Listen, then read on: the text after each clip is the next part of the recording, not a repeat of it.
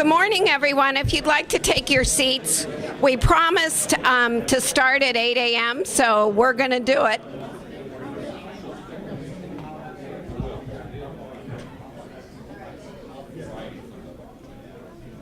Okay. Thank you all for joining us this morning. I'm Linda Leonard. I'm Vice President of Investor Development and Member Relations here at the Regional Chamber. So thank you so much for coming this morning, and I want to recognize our sponsor of this Connect at Breakfast series, which is the Post-Dispatch. And they weren't able to be here this morning, but I want everyone to know that they're very generously helping us put this program on. We're delighted to have one of the region's most dynamic leaders visiting with us this morning. Nick Rowe is American Water's Senior Vice President for the Central Division, and he's a new Regional Chamber board member. I've gotten to know Nick over the last few months, and he's just delightful, and I think you're going to enjoy hearing what he has to say this morning. So I'm going to let Nick introduce himself. So thank you. Don't you like the short intros? Those are nice, huh? Yeah, really, I've been here in St. Louis now for about 18 months. Great community. I'm originally a native of Kentucky, so I went from being a diehard basketball fan, which I still am, not this year, we didn't make the playoffs for the first time, to a Cardinals fan. We were at the game last night, but we didn't get good results last night. So this is a great area to live in, a great community. Joe was supposed to do my intro this morning. You know, I'll owe him one for that. Joe and I go back a little bit. When I was chairman of the chamber and working for American Water in Lexington, Kentucky, Joe was the president and CEO of the Greater Louisville, Inc. So I tell you, to get him out of Kentucky, to get him here to St. Louis is really good for this community. And this is probably one of the top 10 chambers in the country. And I'll say, if you're in private business and private enterprise, if you can't support the chamber, who else can you support? I thought today we'd kind of have an informal dialogue around water and wastewater. It's something that we kind of take for granted. Most of our customers do at times because it's something that we really do here, especially on the East Coast and the central part of the country, but the West Coast is a little bit different. So I'd like to talk a little bit about American Water and who we are, and also give a chance to hear a little bit from Frank Cartman. Frank is our president here at Missouri American Water, and Jeff Kaiser is our director of engineering, sitting in for Carla Teasley. Jeff is our director of engineering for Illinois American, but Carla is actually in Europe on a family vacation for 2 weeks.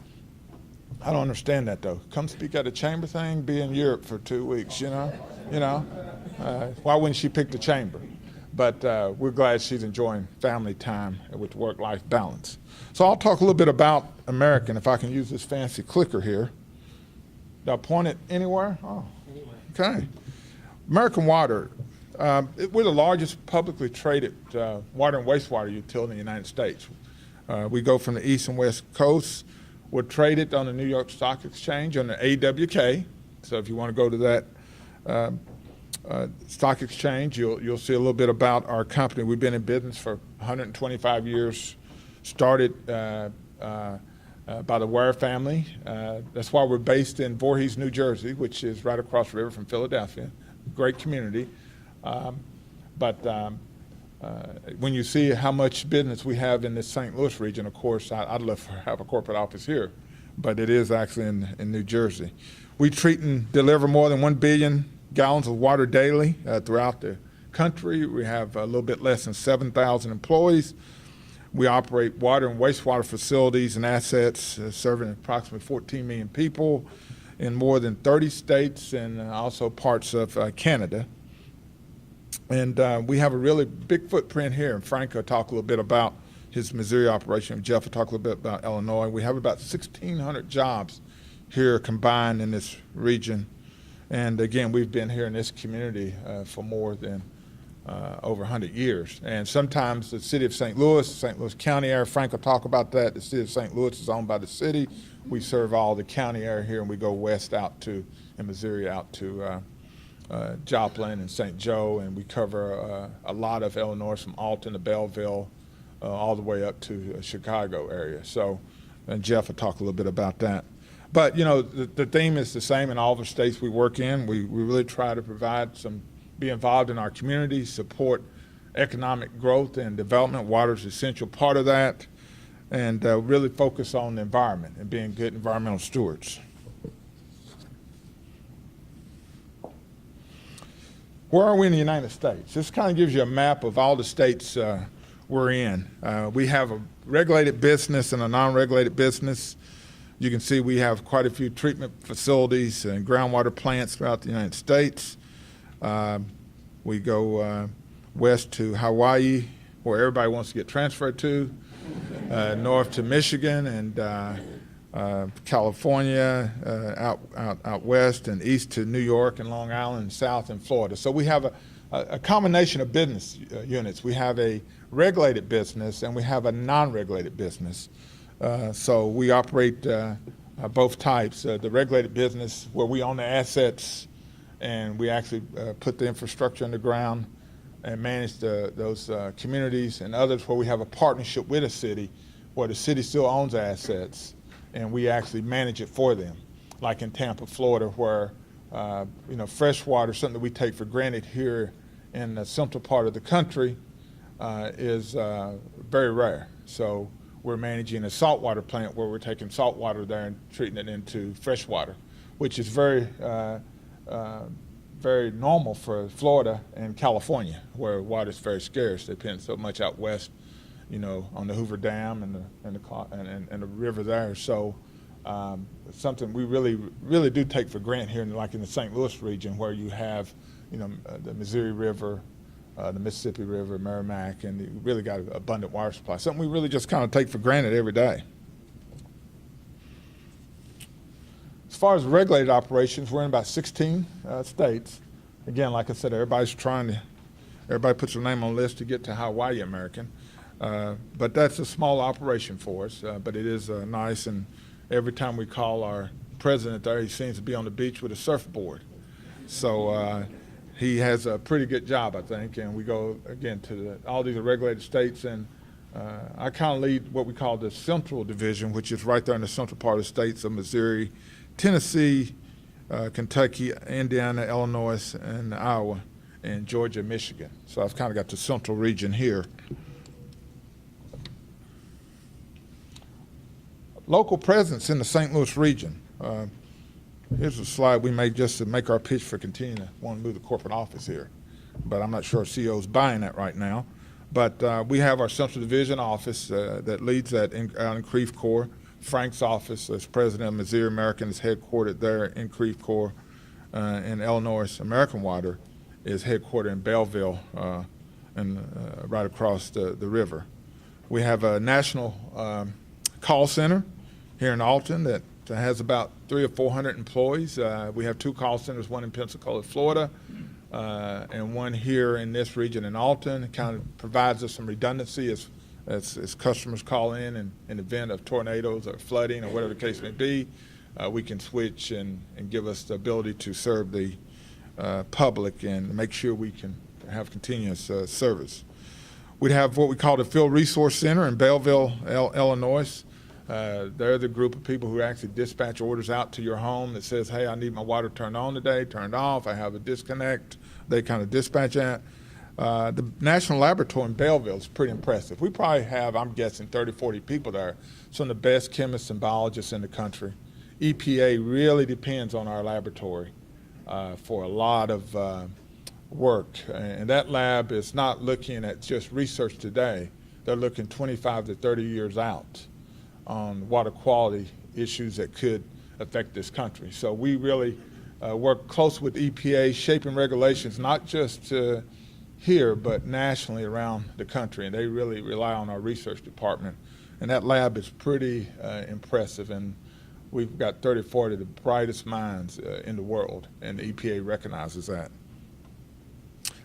Also, American Water Resources and the contract business based in Alton and O'Fallon are two of our what we call the market-based business. They're not regulated. They're the non-reg side of the business where we do a little bit everything from water line protection to sewer line protection to managing city-owned municipalities.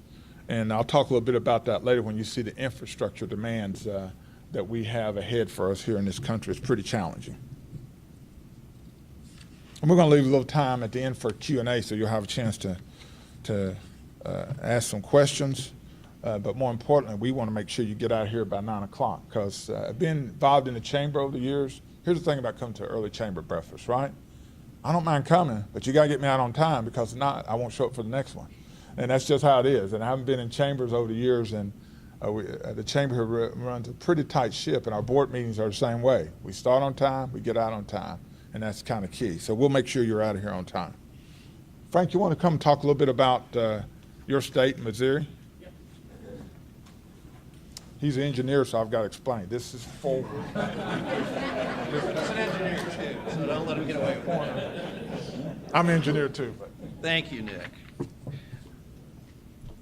Just a little more on Missouri American. We serve about 1.5 million Missourians across the state. That's about 25% of the state's population. And those dots on the map there show you where our different service territories are, but that's only some of them. We have about 67 distinct systems across the state. It's just that some of them are so small, they may only serve about 20 people, that we don't show all the dots. But Nick mentioned that beyond our St. Louis County system, which I'll explain in a little more detail a little later, we have about 100,000 population we serve up in St. Joe, Missouri, and down in Joplin, probably about a population of 65,000 that we serve there. And then we own and operate the Jefferson City water system, so we're very proud of that, serving the capital of the state. And then just in 2011, in this area right through here, a lot of those systems I mentioned don't show up. We bought those from Aqua America in 2011. Yes, we buy water systems and wastewater systems, something you probably don't think about with a water utility, but that's one of the ways we grow and increase our economy of scale and keep our prices competitive. But in that area, we bought about 54 systems from Aqua American, anywhere from 20 customers, as I said, to maybe 300, 400, 500 customers. And we found that area to be a great area for us to pursue additional growth because, as you know, that's one of the fastest growing parts of the state, and a lot of small systems in that area, all hungry for improving their efficiencies.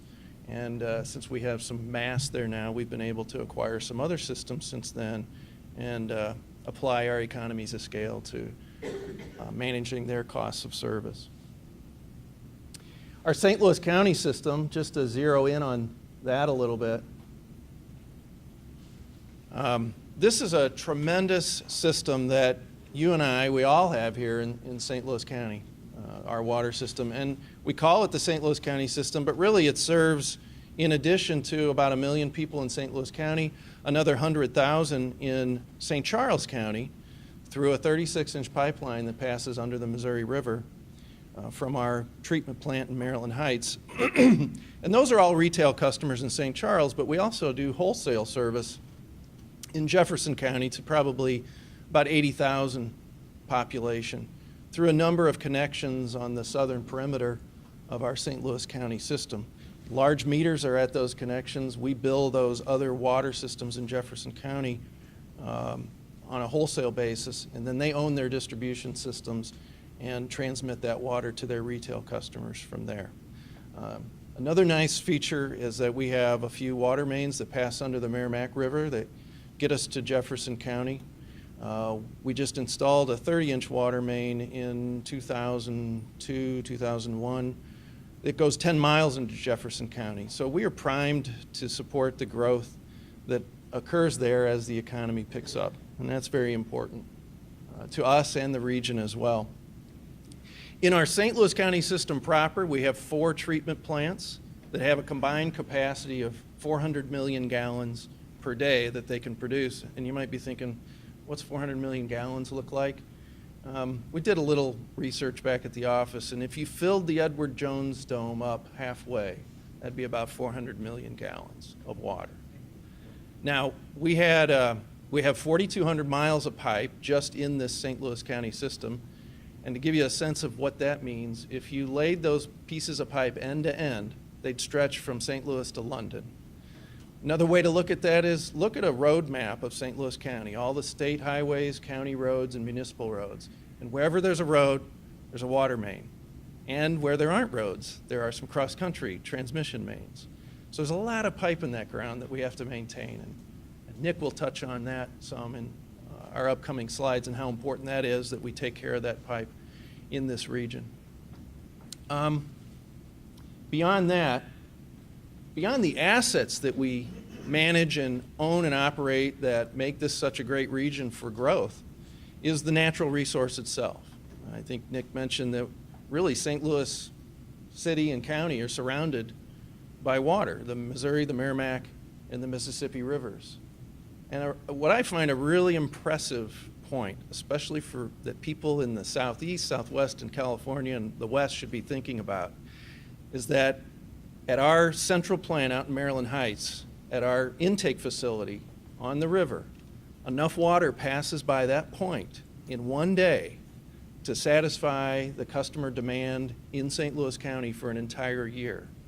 We are blessed with an abundant source of supply here in this region.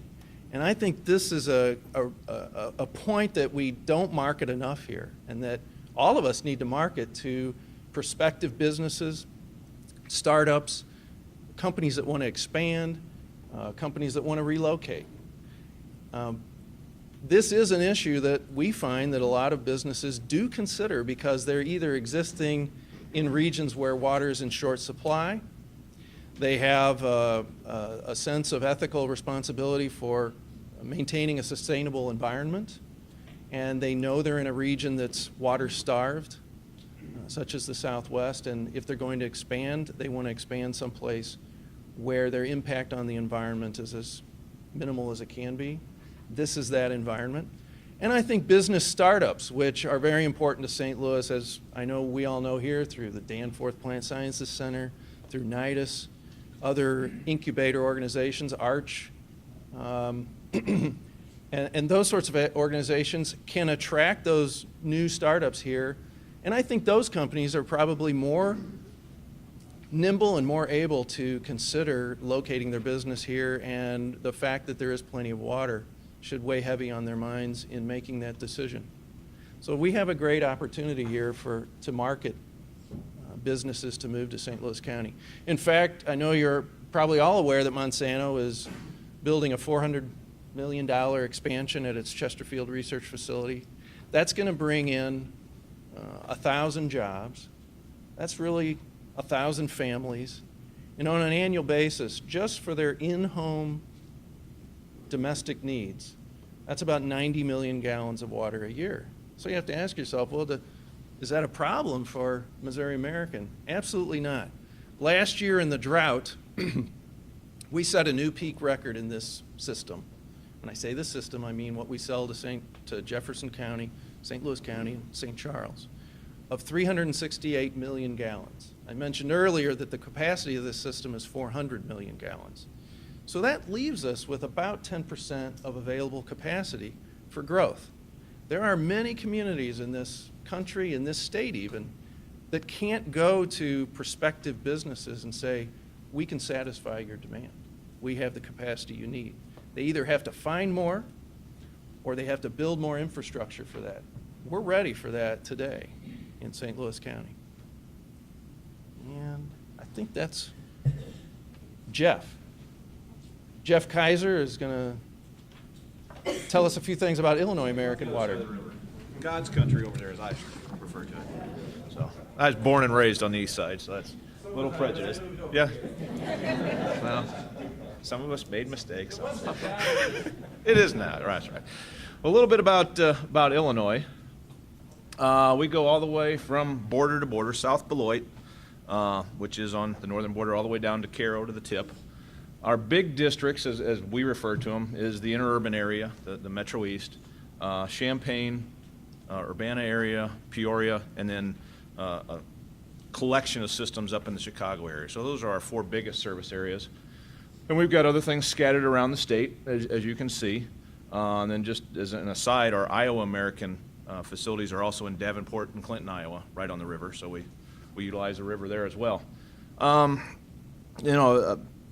few facts just to, with what you got. Nick talked about the number of people we've got with the service areas in the metro area. In Illinois, we've got about 450 Illinois American employees working through these systems. We also have a non-regulated side at Scott Air Force Base that runs the facilities there. They buy water wholesale from us directly. About 300 union jobs, and that is a big deal. We've had a very good relationship with our unions, with our union contractors, and that continues to go well. They help us with legislation that we like to sponsor, and have really been a good business partner for us. And I think Missouri is the same situation. Really good union relationships and a good business partner for us. We are regulated on the Illinois side by the Commerce Commission, Illinois EPA, US EPA, and we've been over there for 125 years. The Metro East originally was the East St. Louis and Interurban Water Company, and that's where the interurban tag came for that district. The plant is down East St. Louis. You go down to Casino Queen, head north about a mile on Front Street. The road dead ends into the plant. Originally constructed in the 1880s. Still have a few facilities there from 1880 that we're still using. And there have been various expansions and improvements along the years, and we're looking at more work there. A little bit about the systems, the interurban district, and also the Alton district. Let me just say, as Frank described, what we serve on the Missouri side, on Illinois, either through wholesale supplies or direct retail, we go from Waterloo all the way up to Grafton, with the exception of just a couple communities that have their own supplies. So pretty much the Metro East is our territory. We do take off the Mississippi River. We've got 3 treatment plants. All 3 treatment plants pull off the Mississippi. 2 treatment plants for the interurban district. 1 in Granite City, pretty much behind where the steel mill is, right, if you know Granite City at all. And then our other plant, as I said, here in East St. Louis. The water supply for those, there's an intake up on Shoto Island. If you know where the Chain of Rocks Bridge goes across, that's Shoto Island. It's in the middle. North side of Shoto Island, there's an intake facility that was built in the 1920s. It's an amazing facility. We still use it today. It's really in very good shape. It's amazing how well they built things back then. And so that brings water from that location, drops off water at Granite City, and continues down to our East St. Louis plant. We also have an intake at the East St. Louis plant that serves that plant as well. As I mentioned, the sale for resale and our direct customers. The Alton district, the plant is built up on the bluffs. Plant got flooded out in '93, and after that the decision was made to move the plant out of the floodplain. It actually was built out into the river originally, but they lost the plant in '93, and we've built a new plant up on the bluff directly above there, just about a mile north of downtown Alton. And that serves the area from Alton all the way up north to Grafton. Grafton we're in the middle of an acquisition there. They've been a wholesale customer for a while, and we are buying their system. So that's one of our business growth opportunities there. We like doing that. And as I said, we come from the Mississippi River with all those facilities. That's pretty much the highlights on the Illinois side, and I'll turn it back over to Nick, and we can go from there. Thanks, Jeff. Frank.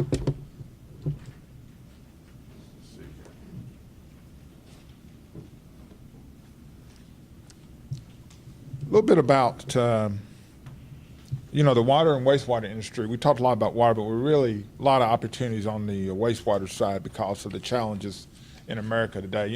Infrastructure replacement is no different than, think about where we are as a country with our bridges, streets, and roads, our schools. We're building new schools around the country. Well, the water and wastewater business is the same way. The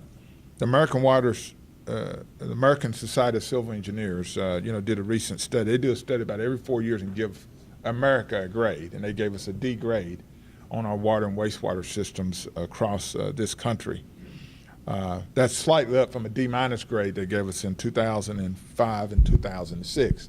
I guess the thing that we're most proud of in American Water is the fact that of all the systems they have listed with that D- grade, we don't have one system in all of the states that we operate in on that list, because We try to make the hard business decisions, which sometimes is not politically correct, but you've got to replace buried infrastructure so that when you have a new business move into a community, that you don't have to have an outage of water supply. You think about the drought last year. A lot of folks in this country were hurting during that time. This community never missed a beat because of abundant water supply and because we've made the right decisions with infrastructure replacement. I think this slide is pretty telling. The numbers are kind of startling when you think about what EPA estimates the upgrade of water infrastructure in this country will be $384 billion for this country, with Missouri having about $8.5 billion of that, and Illinois about $19 billion of that. And then the American Water Works Association, which is the association of all the private and public water, wastewater operators around the country, are saying that it takes about $1 trillion over the next 25 years to replace water, wastewater, and stormwater infrastructure. And as you know, most of our communities are on some type of consent order with the US EPA to upgrade their wastewater infrastructure. So for us, we are partnering with a lot of communities. We see it as an opportunity to help them, and we have the necessary capital in order to invest to upgrade their systems to meet the EPA standards. But our challenge as any business, like your business challenge, is to balance the need to continue to invest with the infrastructure sensitivity and the cost to our customer. Water, wastewater, probably your cheapest utility bill, but still customers in this tough economic times are very sensitive to that.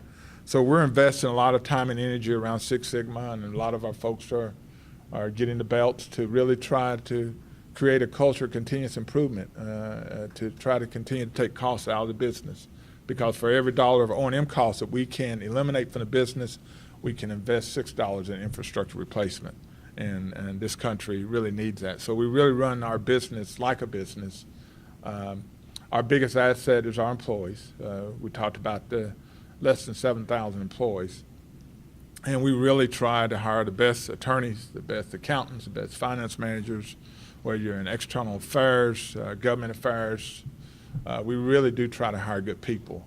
And I've been with the business about 30 years. Frank, Jeff, and some others in the room have been 20 plus years, some 30 years. You really have to have a certain character in order to be in this business. And we really try to hire good people. From the guy, a lady that gets in the ditch in the morning, to the engineer that's designed a new treatment plant facility, to the attorney that's representing us on a daily basis. We really try to hire good people. So we don't have a lot of people leaving our business. So when somebody does leave, we really try to take time to get the right asset. And our most valuable asset is our employees. Infrastructure investment. What are we doing to deal with this infrastructure replacement issue? As a company nationally, we invest about $800 million to $1 billion a year on water and wastewater infrastructure. Again, sometimes that's not politically right in some communities because a lot of our infrastructure is buried. So you don't get to have a ribbon cutting sometime at a new school or something that you're doing, but you have to do it in order to keep your infrastructure ready to foster economic growth in a community. And Frank mentioned and Jeff mentioned how critical that is as a new business decides to relocate. That's why we partner in every community with our chamber and our economic development arms, because a business will not relocate if they have water issues, wastewater issues. They just won't. You'll never know it, but they'll let you know real quick. They'll let us know real quick. So it's something that we have abundance of here in this region, which is critical for our growth over the next 20, 25 years. Statewide, Missouri American continues to invest out of that $1 billion a year that we invest, about $70 to $100 million a year in infrastructure replacement. And Illinois continues to invest at a rate of about $75 million a year. So a lot of dollars are plowed into this region on infrastructure replacement. You know, I thought these quotes were pretty telling. By the EPA, the United States drinking water is among the safest in the world. If you've gone to any of the undeveloped countries, it really is something that we really do take for granted. For $1,000 that we may spend here on an easy vacation is something that we have a passion for in this industry. We spend some time overseas with some of our folks with what we call Water for People to help those undeveloped countries. And digging a well in an undeveloped country could serve a community and give them sustained life for quite a long time. It's something we kind of take for granted. And I thought the last one from is really telling. For every $1 billion spent on infrastructure creates 18,000 jobs. And I know this, our national administration is spending quite a bit of money on infrastructure replacement with our bridges, streets, and roads. It's no different in the water industry. It really does create jobs, not just in our community, but nationally as well. I'd like Frank come back and briefly talk about the Metro Water infrastructure partnership that we do here. And Frank, if you could, can you talk a little bit about, you mentioned Joplin as well, and the tragic tornado came through Joplin a couple of years ago. We were really involved. We served the city of Joplin and involved in rebuilding that community, so I thought you might talk a little bit about that as well.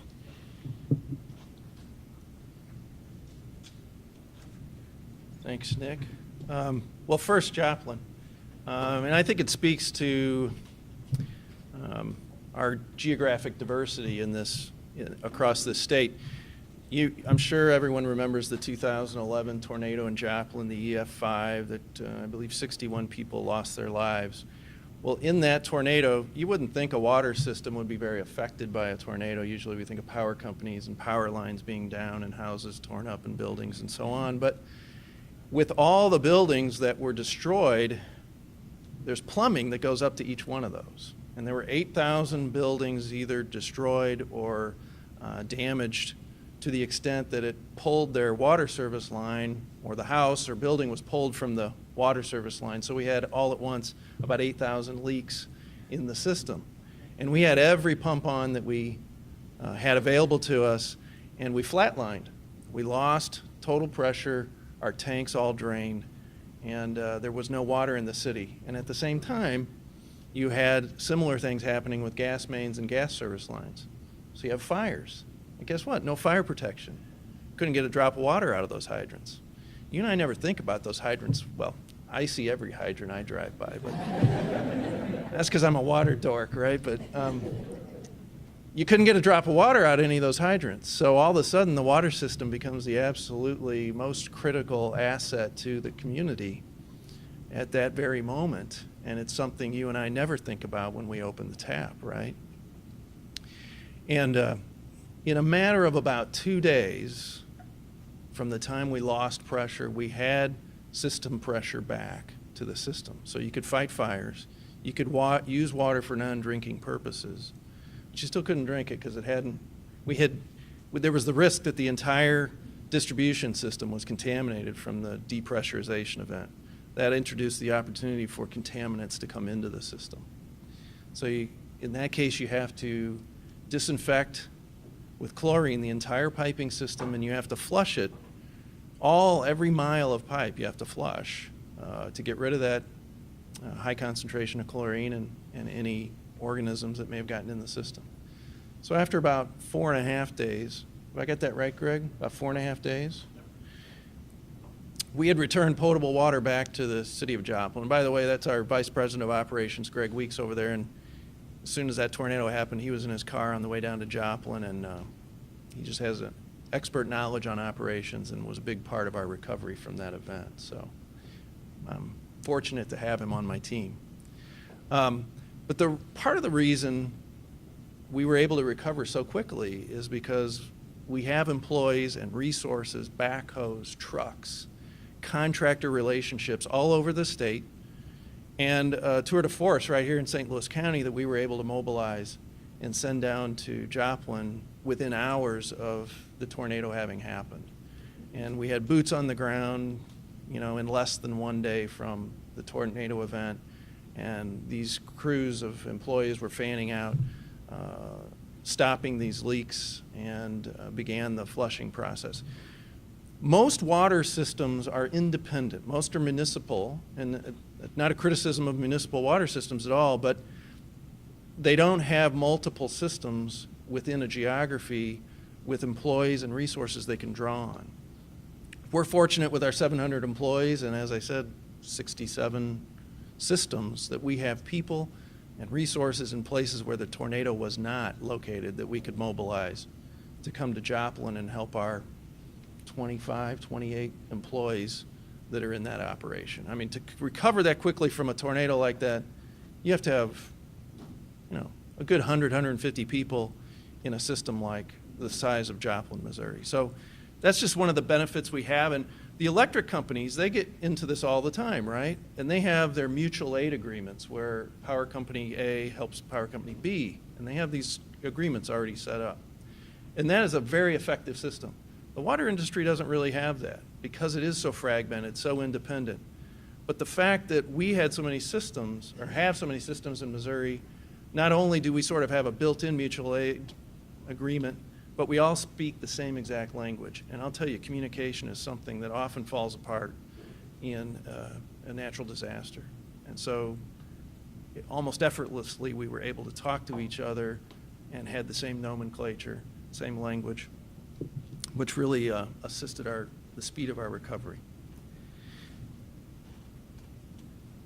So Nick mentioned the Metro Water Infrastructure Partnership, and he mentioned that we, for the most part, take our water supply for granted.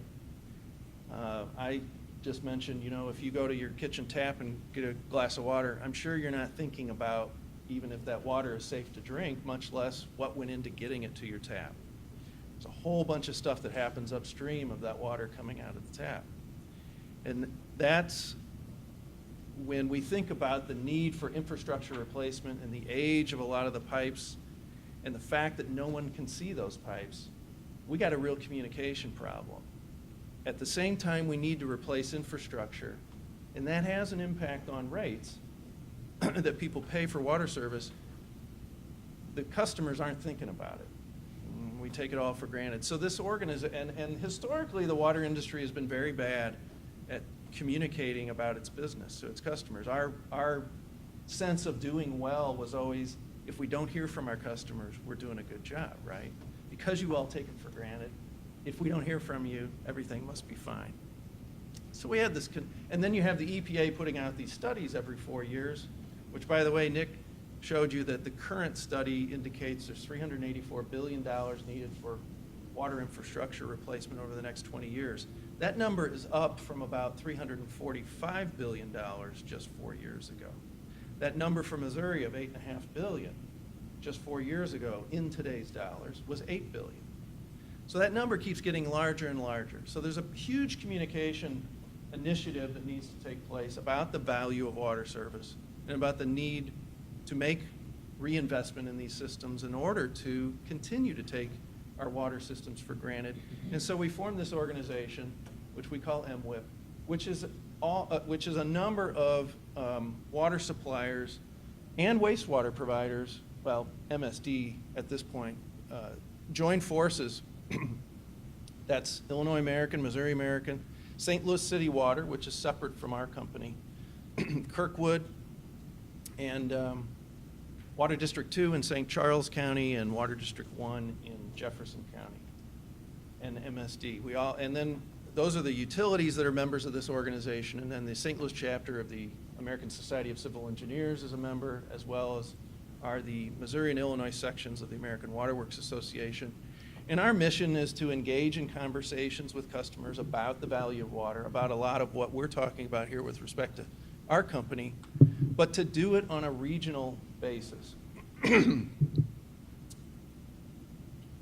Because those numbers, that $384 billion, that $8.5 billion, or $19 billion in Illinois, they don't really mean anything to you and me living here in the St. Louis region. So what we saw was the need to express in regional terms what that figure looks like for the St. Louis region. And just a couple of figures. MSD it's been very public that they have about $6 billion to invest over the next 20 years. Because there's so many water providers in this organization, it's hard to get a handle on our total investment needed over the next 20 years. But the incremental investment that we have determined that all of us need to make in these regional water systems, at least those that are members of this organization, is an additional $34 million a year in just pipe. That's not treatment plant rehabilitations or any of the existing investment that Nick talked about that we make today. So that certainly has a rate impact. But there's another side to this that is part of our educational mission, and that is these statistics on this slide here. These are the jobs and the dollars that we spend in this region today as members of this of the MWIP organization. We had Jack Strauss, the Simon Chair for Economics at St. Louis University, do some ripple effects analysis on the investment that we and the sewer providers need to make in this region over the next 15 to 20 years.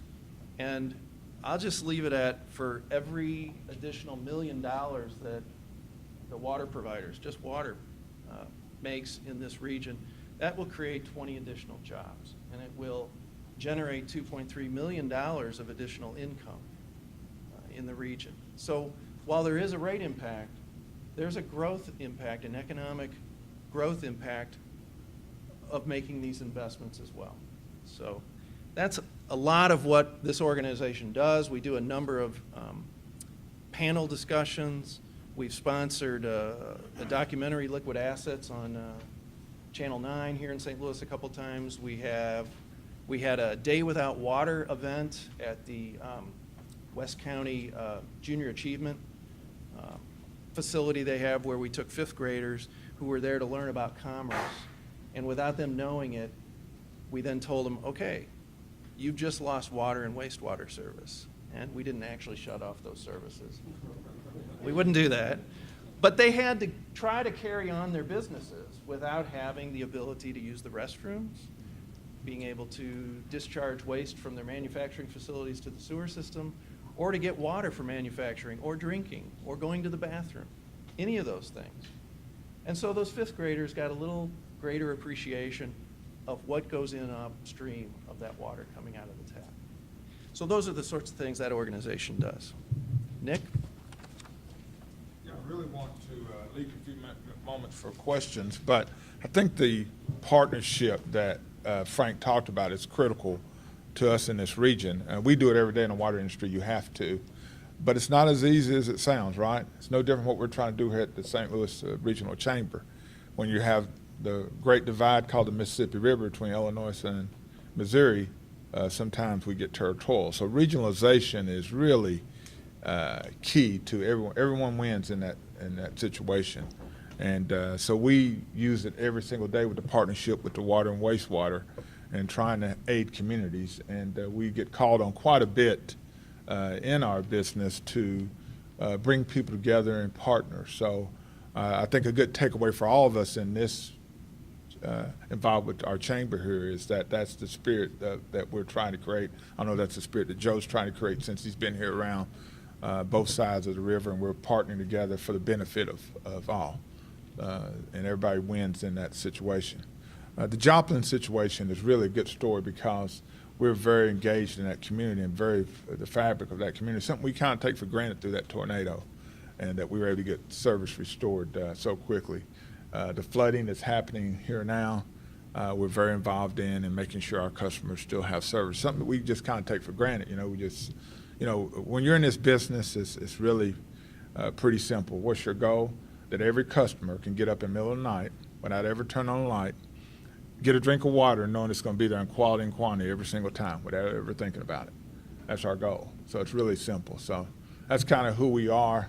You kind of heard a little bit about our business, but this last slide, that was in Joplin, wasn't it, Terry?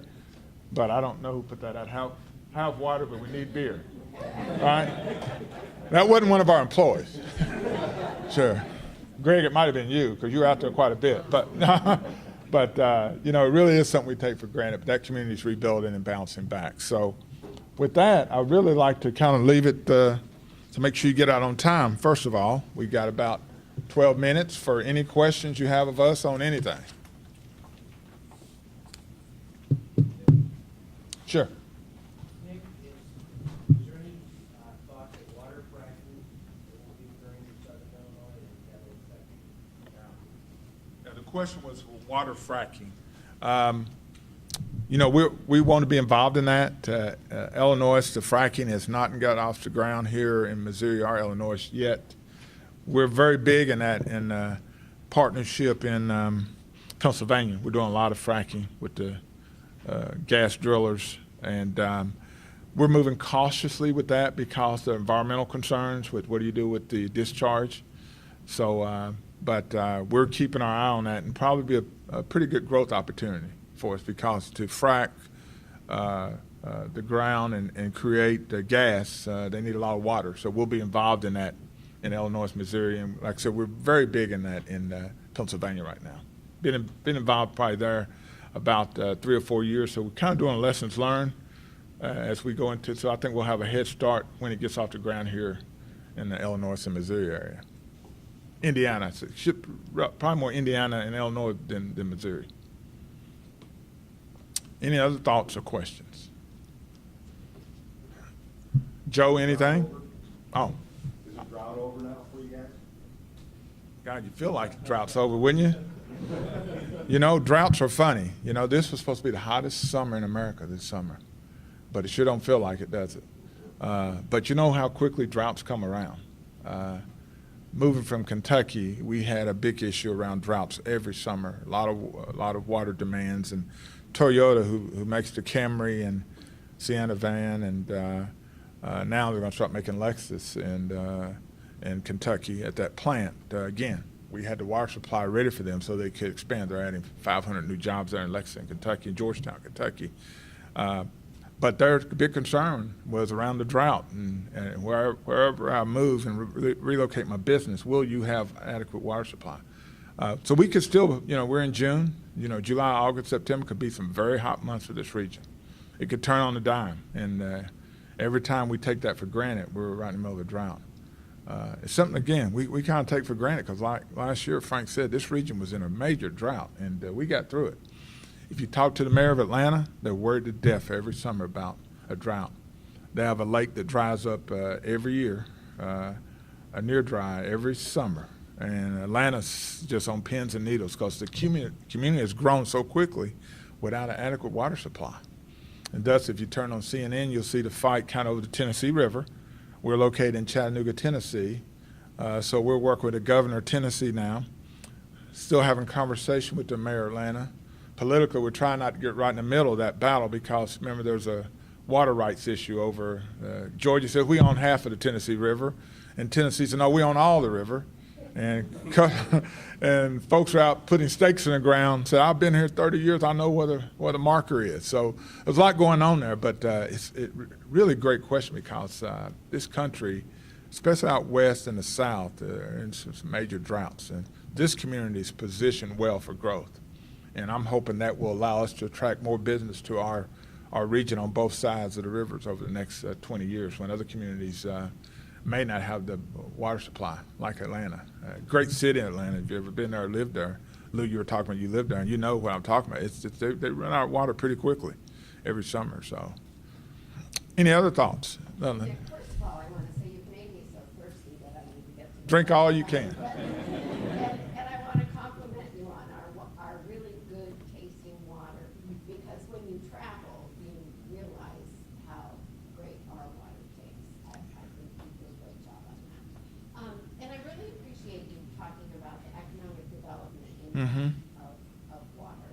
And maybe you or Frank or Jeff could mention the types of companies that are large water users. I think we probably don't even think about that for some of the, employers. Yeah, Frank, you want to talk about this area? Sure. Just first example that came to mind is a concrete batch plant. There's a Ranieri or 5-Star. They use a lot of water in concrete. I don't know how many gallons they use without looking at our billing records. Most of us in our houses, we have a 1-inch, 3/4-inch service line that brings water to our house. Monsanto's facility out in Chesterfield is a 20-inch diameter service line. So somebody like a big research institution with lots of laboratories,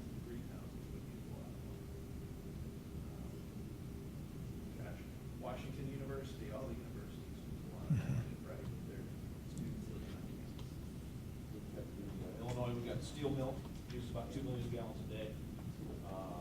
Ethanol industry uses about 1.5 million a day out of Illinois. And, you know, you talk about economic growth. I was in a meeting a month ago with the Port District over in Illinois, and Abengoa, one of our ethanol plants, is looking to expand. And we were there, the gas companies were there, the electric companies were there, you know, talking about what they need for their expansion and what they've got. And, you know, we stepped up and said, you got 1 million a day, we can give you 3 million a day tomorrow. They said, good, water's good. You don't have to worry about water. And that's a big issue, it really is. We run into that. We've got a plant we're looking at up by our Champaign district. They want 6 million gallons a day. We got it. It's covered. Don't worry about it. And for the municipalities that we serve, that's a big deal. No rate cases, no bond issues for them, no political hassles. The private water company will take care of it. So economically, it's a big deal. Yeah, and you think about the healthcare facilities we have in this region, how much water they use. They have to have it, you know, and we really think about that. Anytime we have anybody out of water, you got dialysis centers and things of that nature. It's just something, like I said, we kind of take for granted, but we don't, because we have to think about that every time we have an outage. So industries that are trying to relocate here, the hospitals, healthcare, and the universities, like Frank said, like WashU, we serve, you know, in Urbana, we serve University of Illinois, Champaign. We serve University of Kentucky and Lexington, and Chattanooga, University of Tennessee, Chattanooga. Can you imagine what happens to the water demands at a ball game on a Saturday, you know, a football game or a basketball game? Tremendous demand, and we're ready for that, because that's what really happens. It's just like a sucking sound of the demands all of a sudden, literally and physically, I guess, right? But that's how we plan. We really have to plan for those type of demands on our system. So again, all of us who are not in the industry really kind of take that for granted on a daily basis. So, yeah, Lou. So do you guys have any national campaigns in store for the public? Because some people have heard that there's going to be a scarcity of water, but don't really know what that means. What do you guys have queued up in terms of national education? Yeah, we're doing quite a bit on just educating our customers right now around the value of water and some of the things we talked about this morning. We do a lot of infrastructure summits to talk about those demands. You're exactly right. Most people are very unaware of the challenges.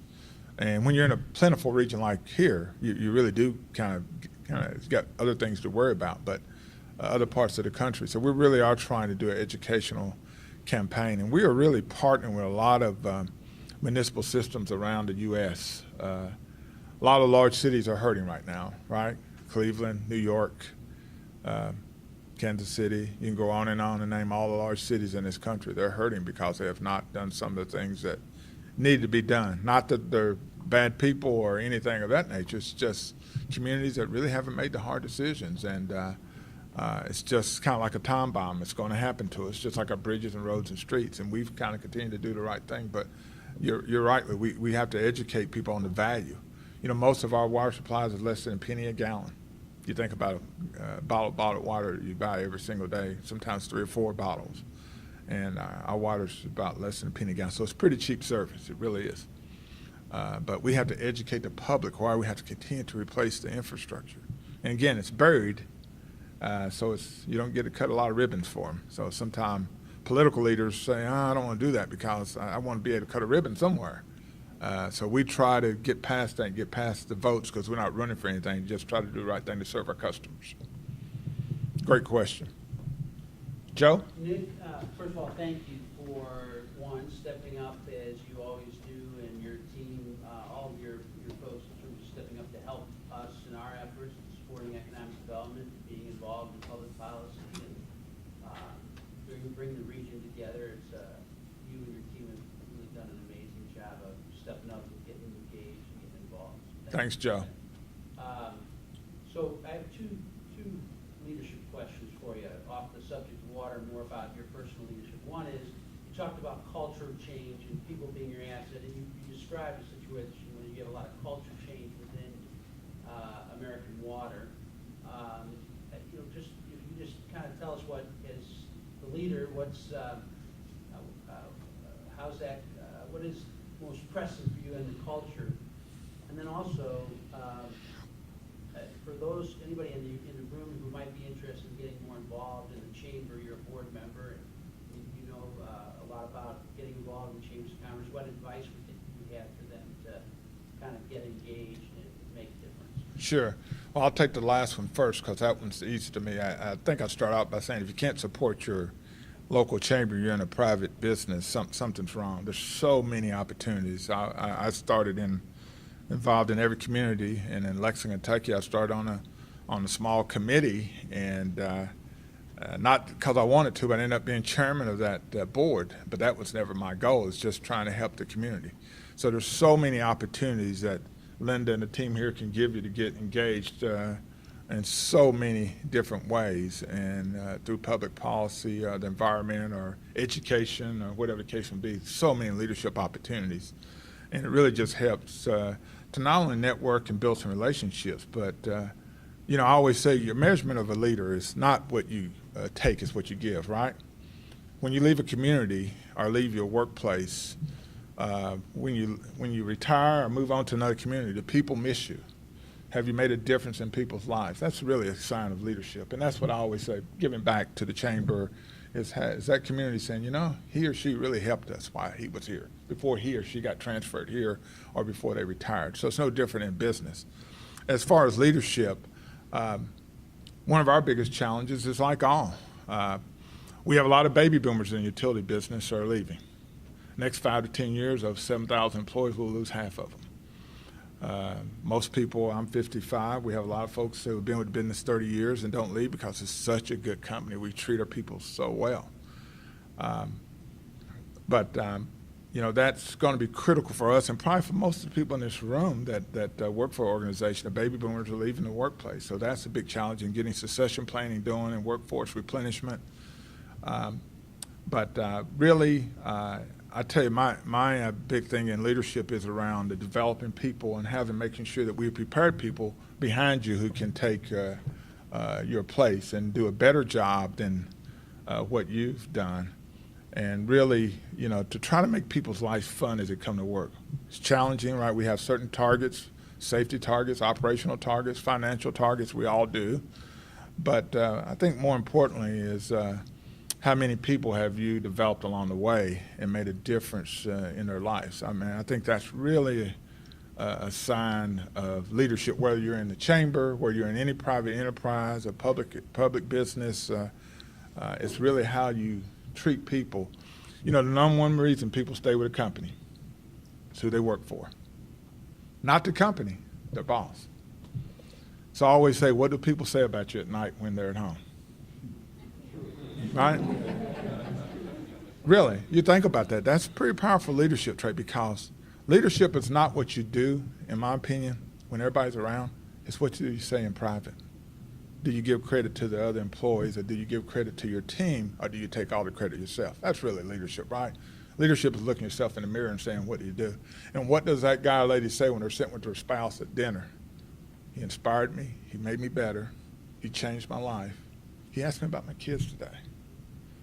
Or, hey, financially, where are we? So that, I think we carry that leadership trait over in our businesses, whether it's at a water utility, whether it's at an industry, whether it's at a chamber, wherever the case may be. It's really influencing people's life and giving a chance to give back and make a difference. That's our real measuring stick when we retire. Nobody says, what was your title? Were you president or vice president? Nobody says, what neighborhood did you live in, do they?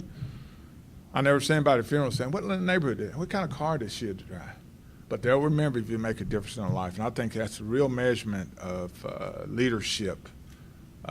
Joe just teed that up because, I'm kind of passionate about leadership. But I think that's really kind of a takeaway for us every single day is every day that we make a difference in somebody's life. It's the little things that we do. Big answer, but something I'm passionate about. I think we're out of time. Right on time. Thank you.